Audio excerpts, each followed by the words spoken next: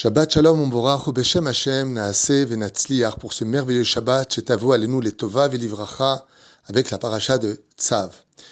Tzav est une paracha un peu différente des autres. On n'y trouve pas de récits, d'événements historiques, juste une ordonnance qui nous est faite pour Dafka, Aaron et ses enfants.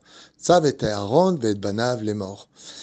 Ordonne à Aaron et à ses enfants en ces termes. Et voilà que toute la paracha va nous énumérer d'une certaine façon le seder des korbanot, c'est-à-dire l'accomplissement des sacrifices et de leur réparation dans les moindres détails. Quand on voit cette paracha et qu'on s'observe nous-mêmes, alors qu'on sait que la paracha est un langage universel qui s'adresse à chaque juif, et peu importe qu'il soit Cohen, Lévi ou Israël, et à l'époque où il vit, peu importe, la Torah est un message constant qui s'adresse à chacun de nous. Qu'est-ce qu'on pourrait comprendre par rapport à cela?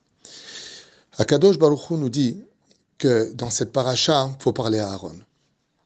Et pourquoi pas à Moshe? Et pourquoi pas aux autres? Moshe est représentatif de la Torah, de la justice, de la vérité, de l'intégrité.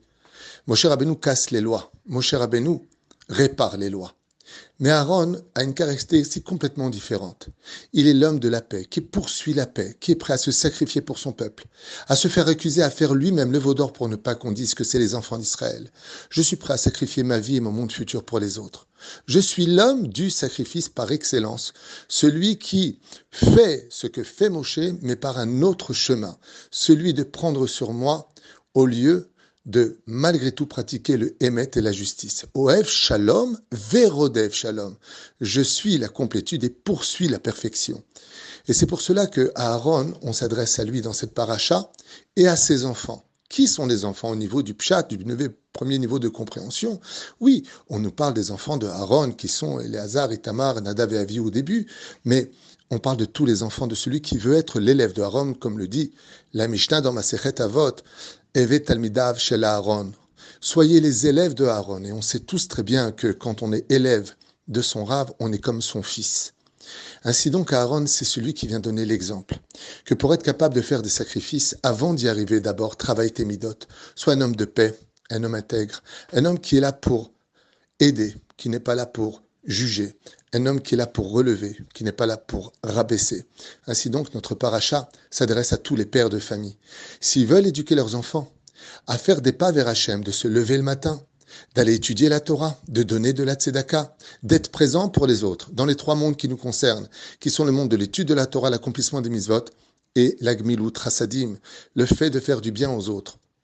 Surtout dans cette génération qui n'accepte pas les remontrances facilement, soit l'exemple à donner. Si tu veux que tes enfants soient ceux qui seraient capables de venir choisir le bétail, de mettre en pratique, tel que la Torah le prescrit, le seder des korbanot, l'accomplissement du korban qui vient réparer les fautes, alors il faudra que tu leur donnes l'exemple.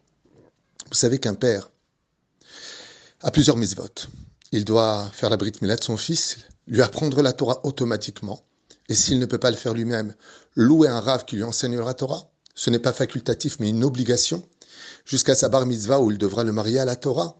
Ensuite, il doit lui apprendre absolument un métier, pour ne pas qu'il soit dépendant, ni de la tzedaka, chas v'shalom, ne pas être un voleur, comme le prescrit le Rambam. 3, il doit le marier. Et il y en a qui rajoutent, il doit lui apprendre à nager. Ce sont les mitzvot qui sont incombés à chaque père juif, pas simplement de lui donner un frigidaire bien plein et un toit sur la tête et un bon sommier pour dormir. Un père juif se doit de lui donner aussi la possibilité rapide d'adhérer à l'idéologie pour laquelle Dieu l'a créé, dans son éducation pour laquelle 3 associés existent, Dieu, papa et maman, le monde futur. Sois un héritier du monde futur. Viens vers cette Torah.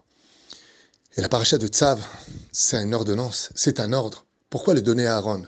Pour te dire que quand tu as des choses dures à dire à ton fils comme une ordonnance, n'oublie pas de parler comme à Aaron, avec amour, avec patience, avec tolérance, avec compréhension. Comprends la génération à qui tu parles. Comprends le fils que tu as, qui ne comprend pas les choses comme toi, qui n'a pas tes expériences. Mets-toi à sa place. Essaie de vivre ce qu'il vit avec tout ce qu'il y a autour de nous, ces réseaux sociaux, ces influences extérieures. Essaie de te mettre un peu à sa place, comme le refait Aaron s'il avait vécu en 2024 de l'ère vulgaire aujourd'hui. Un petit peu à l'image, pour faire honneur à ce grand tzaddik, Rabbi Pinchas, qui était un Talmid Chacham hors du commun. Et son fils me racontait la semaine dernière, Shimon Ayakar, il me disait, tu sais, quand j'étais enfant, j'étais un peu rebelle. J'avais des problèmes avec les shivot, je m'entendais pas bien avec les rabbinim. Mais il y a quelque chose qui s'est gravé dans mon cœur. Des fois, la nuit, je me levais pour aller simplement aux toilettes, et à 3 heures du matin, j'observais mon père, plongé dans ses livres d'études, les yeux rouges, en train d'étudier cette Torah. Et je me demandais, mais qu'est-ce qu'il y a de si intéressant que moi, j'ai pas vu, pour le voir à 3 heures du matin lutter contre le sommeil et essayer de comprendre. Et aujourd'hui, ce même Shimon, qui s'était un peu éloigné de la Torah, s'est complètement remis à l'étude. Il m'a même dit qu'il s'était mis dans Sanhedrin, qu'il réétudie la Gemara, qu'il réétudie les lois. Il est en train de refaire la paix. Et une des choses, hormis les personnes importantes qui l'entourent, qui l'a ramené à cette étude, c'est cette image de son père qui faisait don de lui, qui se sacrifiait. Non pas en disant tu dois étudier, tu dois être ceci. Non. Mais tout simplement, qui quand lui le laissait dormir, lui était en train d'étudier. Dieu a fait en sorte qu'il rencontre des faits et non pas des mots. Ainsi donc, cette paracha, Tzav et Aaron ve'et banav les morts, s'adresse à chacun de nous en tant que père. Si on veut réussir l'éducation de nos enfants, alors n'oublie pas qu'il y a un personnage qui est très spécial, au point où ces deux fils vont mourir en tant que sacrifice dans la paracha de Shemini, troisième paracha du livre de Vaïkra. C'est justement Nadav et Avihu. Pourquoi est-ce qu'ils sont rentrés avec une telle Messirut Nefesh, tellement le don d'eux-mêmes? Ils ont fait une erreur, certes, mais parce qu'en réalité, ils l'ont appris de leur père.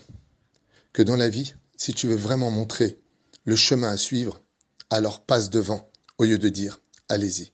Shabbat Shalom, Om Vorach.